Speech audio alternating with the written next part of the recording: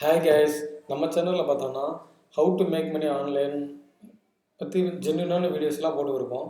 அந்த வருஷத்தில் பார்த்தோன்னா இன்றைக்கி நம்ம எதை பற்றி பேச போகிறோம்னா, நிறைய பேர் வந்து ஆன்லைனில் ஆஃப்லைனில் பணம் சம்பாதிச்சிடும். அந்த பணத்தை எப்படி ஹேண்டில் பண்ணுறது, அதை பற்றி நான் ஒரு புக்ஸ் படித்தேன்.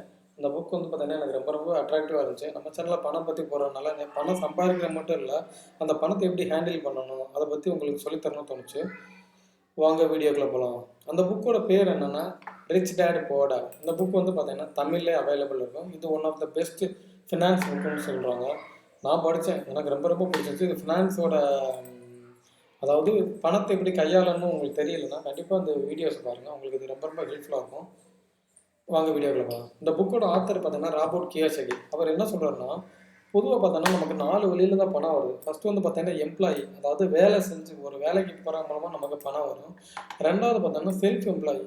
இது எப்படின்னா கேட்டீங்கன்னா, இப்போ மளிகை கடை, டீ கடை இந்த மாதிரி வச்சுக்கிறது ஓனரே அவங்க வச்சுருப்பாங்க. ஒரே ஒரு ஆள் தான் இருப்பாங்க, ஓனர் வந்து அதை ரன் பண்ணிக்கிருப்பாங்க.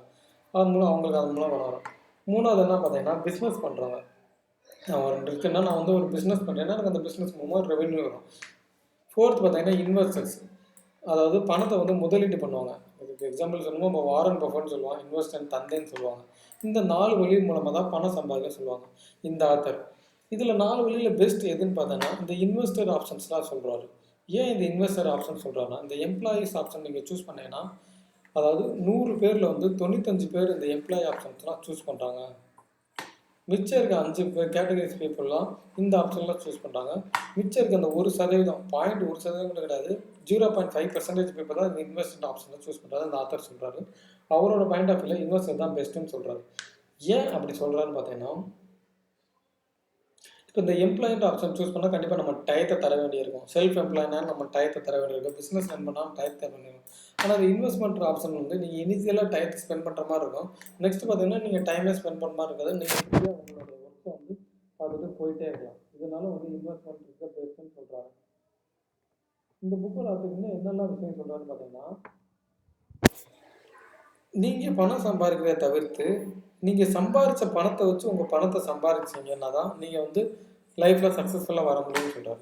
அதாவது என்ன அர்த்தம் பார்த்தீங்கன்னா, பணத்தை வந்து உங்களுக்காண்டி வேலை செய்ய வைக்க சொல்கிறாரு.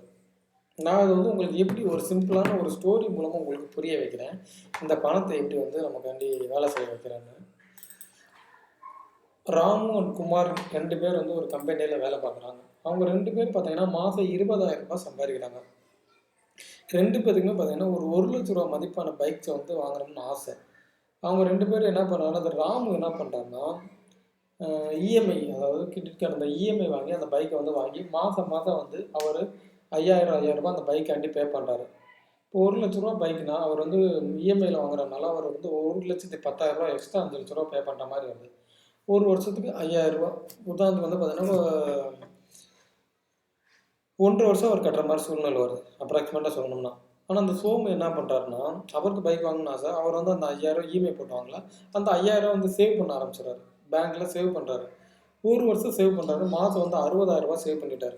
இப்போ வந்து அந்த 60,000 ரூபாயை ரொட்டேஷனில் விடுறாரு, வட்டிக்கு விடுறாரு. வட்டிக்கு விட்டு அதன் மூலமாக அவருக்கு வந்து மாதம் வந்து பார்த்தீங்கன்னா 5,000 ரூபா ரெவன்யூ வருது. அவர் இப்போ அந்த பைக்கை வாங்குறாரு. அந்த 5,000 ரெவன்யூவில் பைக்கை வாங்குறாரு. பைக் வாங்கி ஓட்டிக்கிருக்காரு. ஆனால் அந்த பைக் வாங்கினதுக்கப்புறம் ஒரு ரெவன்யூ வந்துக்கிட்டு தான் இருக்குது. அந்த ரெவன்யூ வச்சு அவர் இஎம்ஐ பே பண்ணுறாரு. புரியுதுங்களா? இந்த ஸ்டோரி மூலமாக நான் உங்களுக்கு, அதாவது இப்போ இந்த குமார் இருக்கார் பாருங்கள், இவர் வந்து பார்த்தீங்கன்னா மாதம் ரெவன்யூ வர்ற காசுல இஎம்ஐ பே பண்ணிடுறாரு. அவருக்கு அந்த அசல் வந்து 60,000 ரூபா அப்படியே இருக்குது. ஆனால் அந்த இவர் ராமுன்றது பார்த்தீங்கன்னா மாதம் அவர் கை காசுலேருந்து 5,000 ரூபா போயிட்டே இருக்குது, ப்ளஸ் எக்ஸ்ட்ரா 10,000 போயிட்டே இருக்குது. இந்த மாதிரி ஸ்மார்ட்டான டிசிஷன்ஸ் வந்து குமார் எடுக்கிறாரு. நீங்கள் வந்து ஸ்மார்ட்டாக பணத்தை எப்படி ஹேண்டில் பண்ணுறதுன்னு கற்றுக்கணும் இந்த புக்கில் கைட் பண்ணாங்க. பணத்தை எப்படி உங்களுக்காண்டி வேலை செய்ய வைக்கிறதுன்றத இந்த புக்கில் வந்து தெளிவாக எக்ஸ்பிளைன் பண்ணியிருக்காங்க. நீங்கள் வந்து பணத்தை உங்களுக்காண்டி வேலை வைக்காத வரைக்கும் நீங்கள் வந்து பணத்துக்காண்டி வேலை செஞ்சுக்கிட்டே தான் இருக்கணும்னு இந்த புக்கோட ஆத்தர் வந்து சொல்கிறாரு. ஸோ உங்களால் எவ்வளோ முடியுமோ அவ்வளோ வந்து பணத்தை வந்து உங்களுக்காண்டி வேலை செய்ய வைக்க சொல்கிறாரு. இன்னொன்று மேஜர் என்ன சொல்கிறாருன்னா, பணத்தை வந்து கையாள தெரியணும்னு சொல்கிறாரு. பணத்தை கையாள தெரியறதுனா என்னன்னு பார்த்தீங்கன்னா, நம்மக்கிட்ட உதாரணத்துக்கு ஒரு 10,000 ரூபா பணம் இருக்குது. அந்த 10,000 ரூபாய் எப்படி வந்து அந்த பணத்தை வச்சு எப்படி நம்ம அடுத்தடுத்து பணம் ஜென்ரேட் பண்ணணும்? இப்போ 10,000 வச்சு எப்படி ஒரு 2,000 மாதம் ஜென்ரேட் பண்ணுறது? இந்த 10,000 வச்சு எப்படி ஜென்ரேட் பண்ண அந்த மாதிரி யோசிங்க, அந்த மாதிரி சொல்லுவார். இன்னொரு ஒரு கான்செப்ட் சொல்கிறாரு, அருமையான கான்செப்ட். பணக்காரங்க வந்து கடைசியில் பொருளை வாங்குறாங்க, ஏழையில் வந்து முதைய பொருளை வாங்கிடுறாங்கன்னு சொல்கிறார். இதாவது நான் அந்த கதை சொன்னேன் பாருங்கள். நீங்கள் ஒரு ஏழையாக இருந்தீங்கன்னா முதல்ல அந்த 1,00,000 பைக் வாங்கிடுவீங்க, மாதம் மாதம் கடன் கட்டிக்கிட்டு இருப்பீங்க. பணக்காரங்க என்ன பண்ணுவாங்க, கடைசியில் அந்த சேர்த்து வச்ச பணத்துக்கு மூலமாக அவங்களுக்கு ஒரு வட்டி, நான் வந்து வட்டின்னு இன்வெஸ்ட்மெண்ட் எக்ஸாம்பிள் சொன்னேன். நீங்கள் ரியல் எஸ்டேட்டு எந்த ஆப்ஷன் மூலமாக அந்த பணத்தை வந்து இன்வெஸ்ட் பண்ணிக்கலாம். ஸ்டாக் மார்க்கெட், ரியல் எஸ்டேட் இது வேணுமா இன்வெஸ்ட் பண்ணிவிட்டு அந்த வர்ற பணம் மூலமாக வர ரெவன்யூவில் பொருளை வாங்குவாங்க. ஏழைகள் வந்து முதையே பொருளை வாங்கிடுவாங்க, பணக்காரங்க வந்து கடைசியில் பொருளை வாங்கிடுவாங்கன்னு சொல்கிறாரு. இன்னொன்று என்ன சொல்கிறேன்னா, பணக்காரங்க வந்து சின்ன சின்ன ரிஸ்க் எடுப்பாங்க. ரிஸ்க் மீன் சின்ன சின்னதாக ஒரு ₹100 சம்பாதிக்கிறோம்னா அதில் ஒரு ₹10 இன்வெஸ்ட்மெண்ட் பண்ணுவாங்க. ஒருவேளை அந்த ₹10 லாஸ் ஆனால் கூட அது அவங்களோட லைஃப்பில் ரொம்ப அஃபெக்ட் ஆகக்கூடாது, அந்த மாதிரி இன்வெஸ்ட்மெண்ட் பண்ணுவாங்க.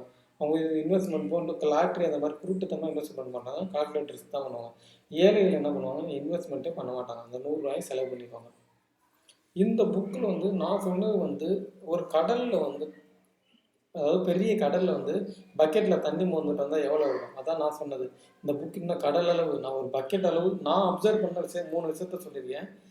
இன்னும் நிறைய டீட்டெயில்ஸ் வந்து இந்த புக்கில் சொல்லியிருக்காங்க. நான் என்ன சொன்னேன்னு ஒரு ஓவர்வியூவாக சொல்கிறேன். பணக்காரங்க வந்து ரிஸ்க் எடுக்க தயங்க மாட்டாங்க, சின்ன சின்ன ரிஸ்க் எடுப்பாங்க, கால்குலேட்டர் ரிஸ்க். ரெண்டாவது, பணக்காரங்க வந்து கடைசியில் பொருளை வாங்குவாங்க, ஏழைகள் முதலே பொருளை வாங்குவாங்க. மூணாவது, இதுதான் இருக்கிறதுல இம்பார்ட்டன்ட், பணக்காரங்க அவங்க பணத்தை வந்து அவங்களுக்காண்டி வேலை செய்ய வைப்பாங்க, ஏழைகள் வந்து அவங்க தான் பணம் சம்பாதிக்காண்டி வேலை செய்வாங்க. இது மூணு நான் அப்சர்வ் பண்ண விஷயங்கள். இதை தவிர்த்து ஏகப்பட்ட விஷயங்கள் இந்த புக்கில் இருக்குது. நம்ம சேனலில் பணம் சம்பாதிக்கிறது எப்படின்னு சொல்லியிருக்கோம், அந்த பணத்தை எப்படி ஹேண்டில் பண்ணுறன்னு விஷயங்களும் சொல்லுவோம். அதை இது பண்ணுறக்காண்டி அந்த புக்கோட ரிவ்யூ, நான் அந்த புக்கை படிச்சிருக்கேன். இந்த புக்கோட லிங்க்ஸை கீழே டிஸ்கிரிப்ஷன் தரேன். ரிச் டாட் போட தமிழ் புக்கே இருக்குது, டிஸ்கிரிப்ஷன் தரேன். நீங்கள் பணத்தை எப்படி ஹேண்டில் பண்ணணுன்ற விஷயத்தை கற்றுக்கணும்னா கண்டிப்பாக அந்த புக்கை படிங்க. உங்களுடைய ஃபினான்ஸ் வாழ்க்கையில் ரொம்ப ரொம்ப இந்த புக் வந்து ஒரு மாற்றத்தை ஏற்படுத்தும். ஃபினான்ஸ் வாழ்க்கையில் என்ன, நான் புலம்பிருக்கேன். 5,000 10,000 சம்பளம் வாங்கணும், மாத கடைசியில் எதுவுமே இருக்காது. இந்த மாதிரி புலம்புறவர் நீங்களாக இருந்தீங்கன்னா கண்டிப்பாக இந்த புக்கை படிங்க. இந்த புக் உங்களுடைய ஃபினான்ஸ் வாழ்க்கையில் ஒரு மாற்றத்தை ஏற்படுத்தும். இந்த வீடியோ பிடிச்சிருந்தால் லைக் பண்ணுங்கள். இந்த வீடியோ மாதிரி உங்களுக்கு ஏதாச்சும் ஆன்லைனில் பணம் சம்பாதிக்க அப்படின்னு நிறைய இன்ஃபர்மேஷன்னா கண்டிப்பாக நம்ம சேனல் சப்ஸ்கிரைப் பண்ணிக்கோங்க. Thank you friends.